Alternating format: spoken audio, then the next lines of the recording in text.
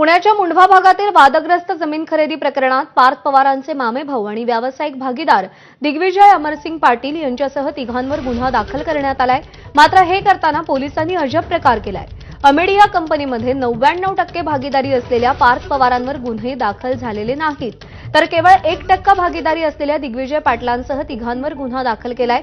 संगनमत करून शासनाचा 5,89,31,800 रुपयांचं मुद्रांक शुल्क बुडवल्याबद्दल हा गुन्हा दाखल करण्यात आलाय।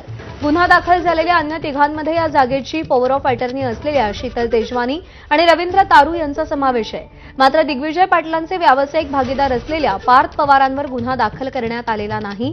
जर एका व्यावसायिक भागीदारावर गुन्हा दाखल करण्यात आलाय तर दुसरा भागीदार असलेल्या पार्थ यांच्यावर गुन्हा का नाही असा प्रश्न मात्र आता सगळ्यांना पडलाय।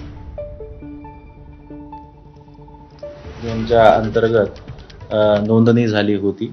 ही जी नोंदणी होती ही 20/5/25 ला दस्त नोंदणी झाली होती आणि त्या दस्त नोंदणीमध्ये मिसअप्रोप्रिएशन फसवणूक, शासनाच्या मुद्रांक शुल्काची फसवणूक केली अशी फिर्याद या ठिकाणी संबंधित फिर्यादी यांनी दिलेली आहे। यामध्ये शीतल किशनचंद तेजवानी तसेच दिग्विजय अमरसिंह पाटील आणि रवींद्र बाळकृष्ण तारू सब रजिस्ट्रार अशा तिघांविरुद्ध गुन्हा दाखल करण्यात आलेला आहे।